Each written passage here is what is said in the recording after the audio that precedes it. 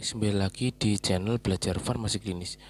Di video kali ini kita akan belajar tentang Frambusia. Jadi edisi Q&A, question and answer ya, pertanyaan dan jawaban. Yang pertama, bakteri yang menyebabkan penyakit Frambusia. Jawabannya adalah Treponema pallidum subspesies Pertenu ya. Pertanyaan kedua, organ yang diserang oleh penyakit Frambusia: kulit, tulang, tulang rawan, dan kuku. Pertanyaan ketiga, berapa hari masa inkubasi penyakit Frambusia? Jawabannya adalah 10 sampai 90 hari masa inkubasi dari penyakit Frambusia. Rata-rata 21 hari. Pertanyaan selanjutnya, bagaimana cara penularan Frambusia dan sumber penularannya? Bakteri Frambusia masuk ke kulit yang tidak utuh atau dari luka lecet atau goresan atau luka infeksi lain. Kemudian cara penularan yang kedua, sumber penularan dari cairan eksudat lesi Frambusia stadium 1 dan 2 atau papul papilomata atau ulkus yang banyak mengandung bakteri Frambusia. Kemudian melalui perantara lalat. Pertanyaan selanjutnya, sebutkan faktor-faktor yang berpengaruh ya. Dalam penyakit Frambusia ini faktor-faktor yang berpengaruh adalah lingkungan kumuh, hangat, dan lembab, jarang mandi atau mandi tanpa sabun, saling bertukar pakaian atau jarang berganti pakaian, kemudian adanya luka terbuka atau penyakit kulit sebagai tempat masuk bakteri. Pertanyaan selanjutnya, jelaskan kasus suspek, kasus probable, dan konfirmasi Frambusia. Kasus suspek Frambusia. Suspek ini seseorang yang menunjukkan satu atau lebih gejala atau tanda klinis selama lebih dari 2 minggu. Gejala klinisnya adalah papul, papiloma, atau ulkus, terdapat krusta dan tidak sakit, makula papula, hiperkeratosis di tangan atau kaki. Kemudian untuk kasus probable adalah kasus suspek yang memiliki kontak erat dengan kasus Frambusia. Kemudian untuk kasus konfirmasi adalah kasus suspek atau kasus probable dengan hasil positif pada uji serologi atau RDT atau Rapid Diagnostic Test. Untuk kontak erat, orang yang berinteraksi dengan penderita selama 20 jam per minggu. Ini definisi dari kontak erat ya. Selanjutnya, sebutkan perjalanan penyakit Frambusia. Perjalanannya, yang pertama stadium primer, itu jika tidak diobati bisa sembuh sendiri dengan meninggalkan scar topik atau cigarette paper. Kemudian laten awal, kemudian stadium sekunder, kemudian laten lanjut, kemudian stadium tersier, di mana 5-10% kasus yang tidak diobati bisa cacat. Di stadium Frambusia ya, dari stadium 1 itu ada di 3-6 bulan pertama, laten awal ada di 2,5-4 bulan, memanjang hingga 2 tahun.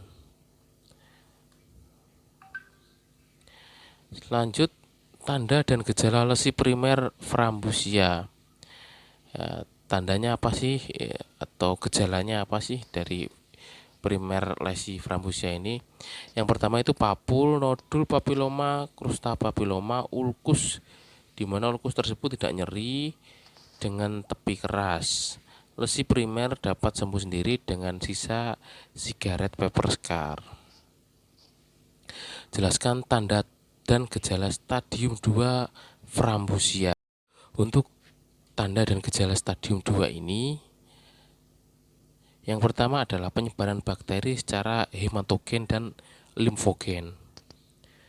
Yang kedua, lesi seperti stadium 1, tetapi lebih banyak dan menyebar. Lesi hiperkeratolitik telapak kaki dan tangan. Kemudian osteoperiostititis serta kelainan kuku. Jelaskan tanda dan gejala stadium 3 frambusia. Untuk stadium 3 ini ya terjadi destruksi tulang atau sendi dan jaringan, di mana terdapat lesi pada telapak tangan dan kaki. Nah, ini contoh gejala dari stadium 1 sampai stadium 3. Untuk stadium 1 sampai stadium 2 ini adalah early dini ya, sangat menular. Untuk stadium 3 ini dia tingkatannya sudah lanjut dan tidak menular atau kurang menular.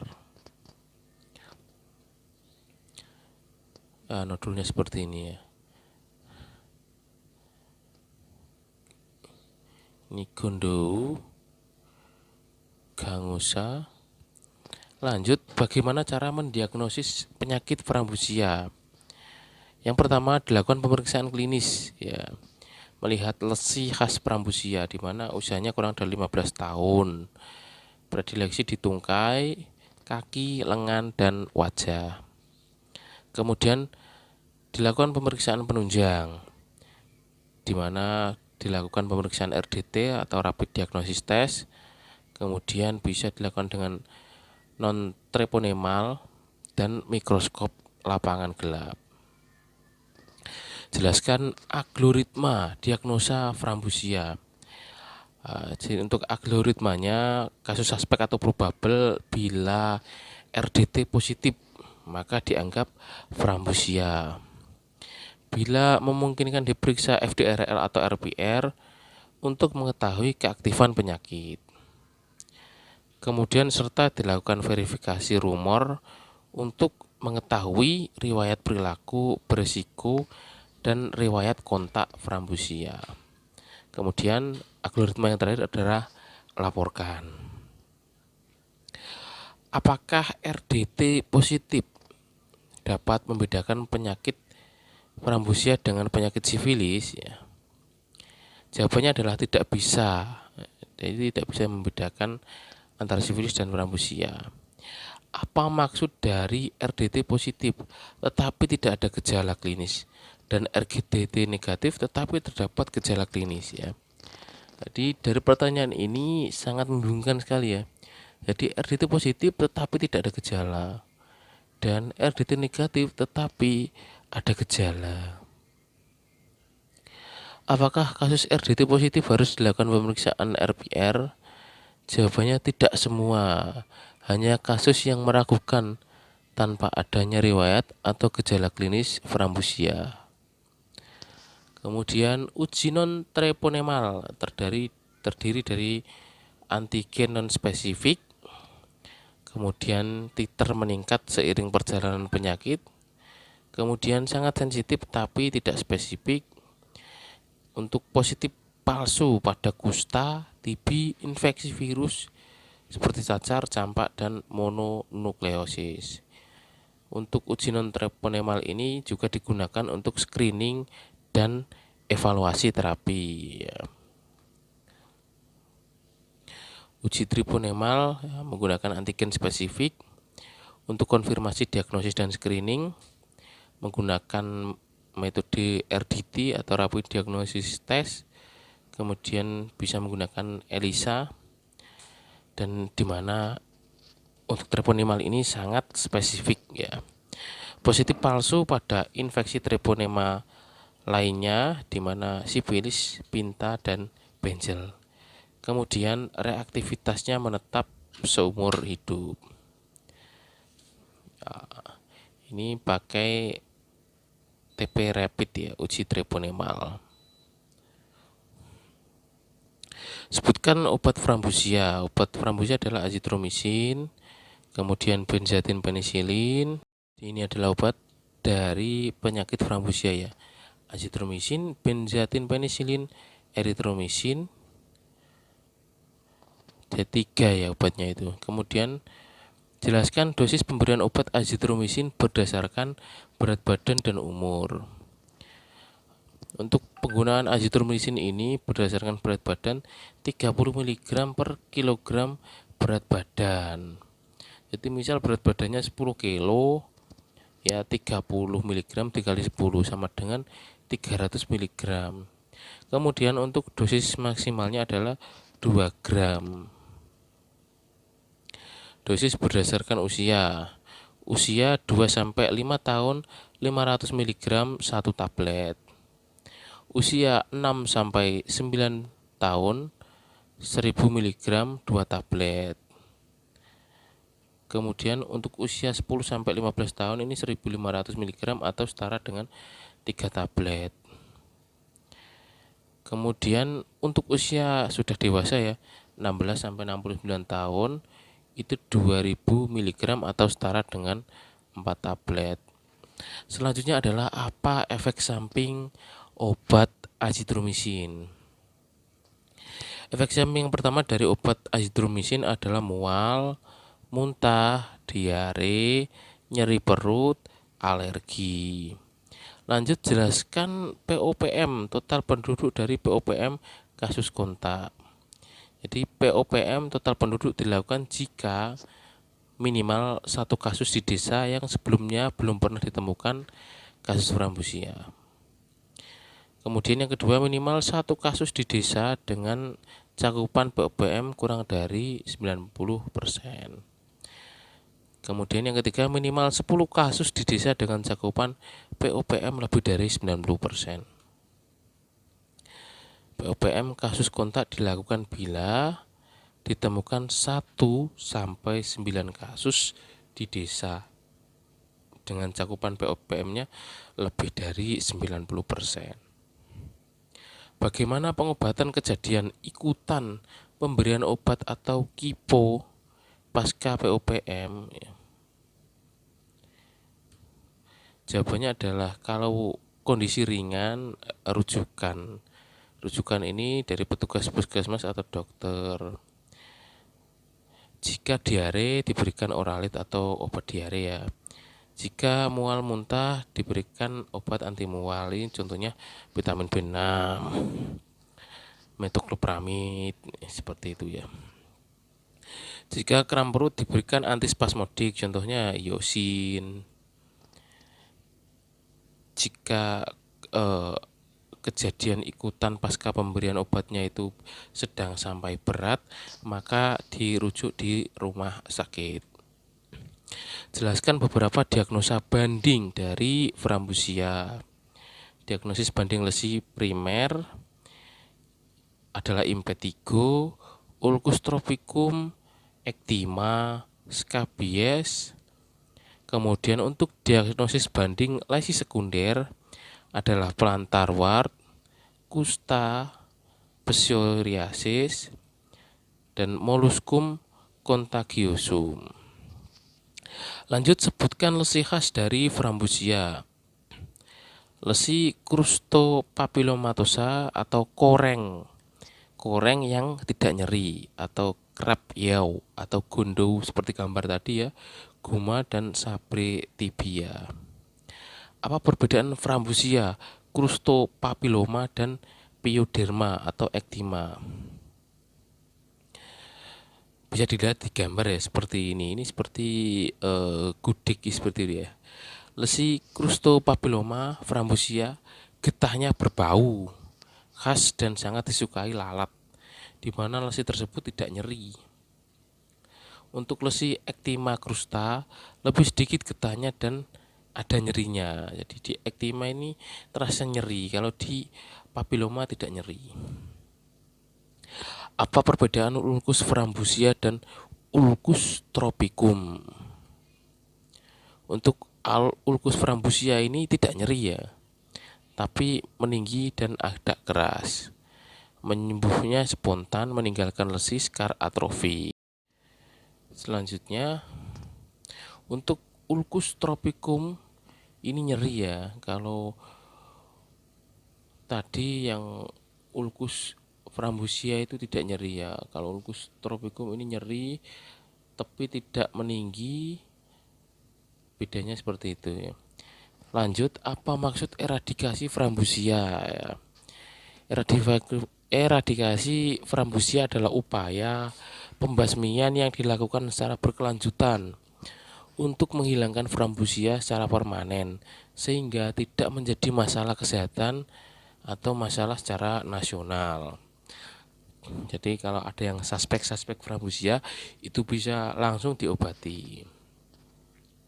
Kabupaten atau kota yang dinyatakan sebagai daerah bebas frambusia harus menyelenggarakan kegiatan penanggulangan frambusia, yaitu yang pertama adalah promosi kesehatan, yang kedua pengendalian faktor risiko, dan yang ketiga adalah surveillance frambusia.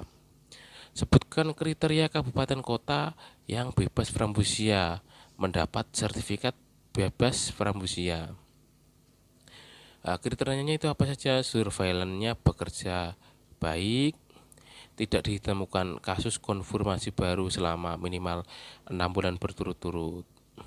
Apa maksud surveillance frambusia?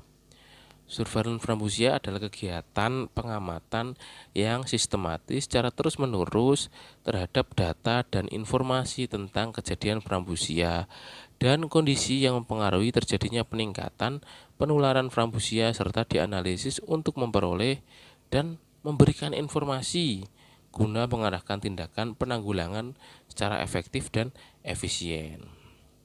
Apa tujuan dari surveillance frambusia? Tujuan yang pertama adalah deteksi dini kasus kejadian atau klaster frambusia. Tujuan yang kedua adalah dapat terlaksananya penyelidikan dan penanggulangan kejadian frambusia. Tujuan yang ketiga adalah pemetaan atau endemisitas kabupaten, kota, dan desa. Dan tujuan yang keempat adalah sertifikasi kabupaten atau kota bebas dari frambusia. Sebutkan kegiatan pokok surveillance bagi kabupaten kota bebas frambusia. Yang pertama adalah penemuan, pengolahan, dan analisa dan pelaporan kasus frambusia, di mana surveillance kasus frambusia dari puskesmas dan rumah sakit. Kemudian upaya penemuan dini semua kasus frambusia, di mana kasus suspek yang terkonfirmasi. Kemudian yang ketiga, kegiatan pokok dari surveillance yang ketiga adalah pemetaan endemisitas dan risiko penularan melalui penetapan endemisitas frambusia kabupaten atau kota dan penetapan endemisitas dan risiko penularan di desa. Kemudian tugas pokok surveillance yang keempat adalah monitoring dan evaluasi kegiatan POPM frambusia. Kemudian kegiatan yang kelima adalah survei serologi. Kegiatan yang keenam adalah penetapan kabupaten atau kota bebas dari frambusia. Lanjut, sebutkan 3 indikator kinerja surveillance frambusia bagi kabupaten atau kota bebas frambusia. Yang pertama, indikator kelengkapan dan ketepatan laporan bulanan atau register frambusia di puskesmas dan rumah sakit. 90% puskesmas per kabupaten atau kota. Jadi indikator kelengkapan dan ketepatan laporannya. Indikator kinerja surveillance kedua adalah tingginya kasus koreng yang ditemukan, dan indikator ketiga adalah tingginya kasus frambusia RDT negatif. Jelaskan surveillance berbasis indikator. Kasus frambusia ditemukan melalui kegiatan-kegiatan yang diselenggarakan oleh puskesmas atau fasilitas pelayanan kesehatan lainnya, baik yang dilakukan secara aktif maupun pasif.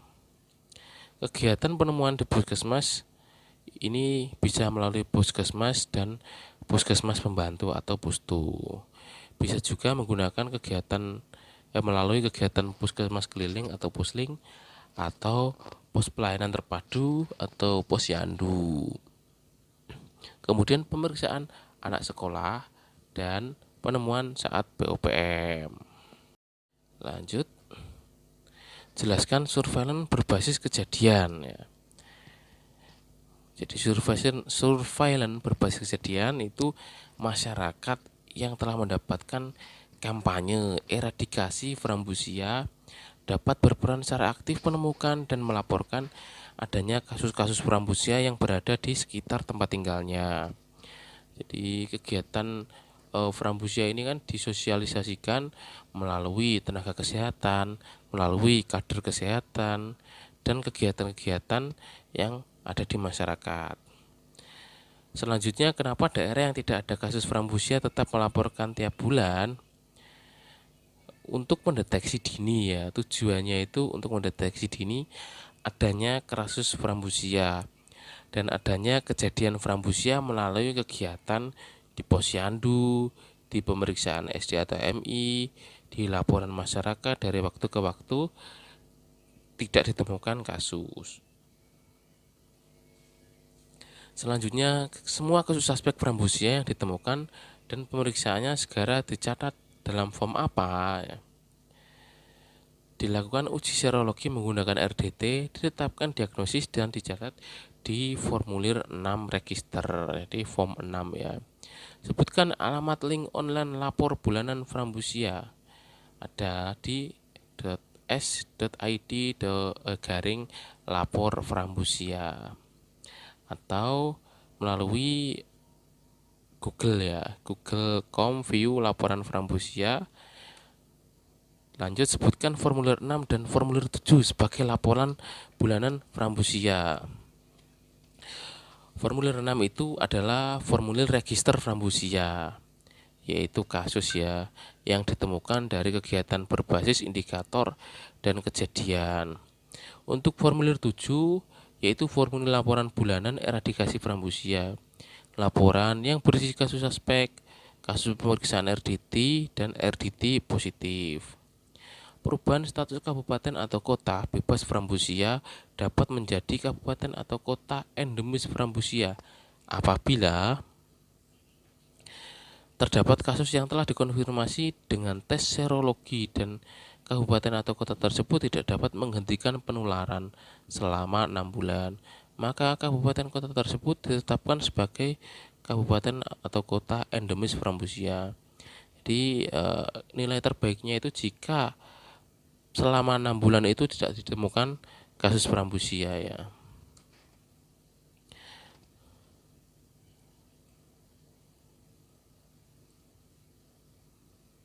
Apa target dan strategi nasional program penanggulangan frambusia? Target Indonesia eradikasi frambusia tahun 2025 di tingkat global. Kemudian strateginya melakukan advokasi dan sosialisasi eradikasi frambusia. Strategi yang kedua, meningkatkan promosi penggunaan air dan sabun serta kesehatan lingkungan melalui PHBS atau perilaku hidup bersih dan sehat. Strategi yang ketiga adalah memperkuat sistem surveillance frambusia di semua wilayah Indonesia. Dan strategi keempat adalah meningkatkan pemberdayaan masyarakat dalam penanggulangan frambusia. Strategi kelima, menyelaraskan komitmen nasional dan internasional dalam eradikasi frambusia. Strategi yang keenam, meningkatkan upaya penanggulangan frambusia yang bermutu. Dan strategi yang ketujuh adalah meningkatkan pembiayaan penanggulangan frambusia. Apa maksud dari sertifikat kabupaten atau kota bebas frambusia? Jadi sertifikat ini diberikan kepada kabupaten atau kota yang telah terbukti tidak ditemukan kasus frambusia berdasarkan surveillance berkinerja baik ya, sampai 6 bulan ya batasnya itu. Apa tujuan program eradikasi frambusia? Tujuan umumnya Indonesia bebas frambusia pada tahun 2019. Tujuan khususnya ini terhentinya penularan frambusia di seluruh wilayah Indonesia dan sertifikasi bebas frambusia bagi seluruh kabupaten atau kota di Indonesia. Ya, selesai. Baik, selesai sudah belajar kita kali ini. Kita ketemu di video berikutnya. Salam belajar farmasi klinis, semangat belajar.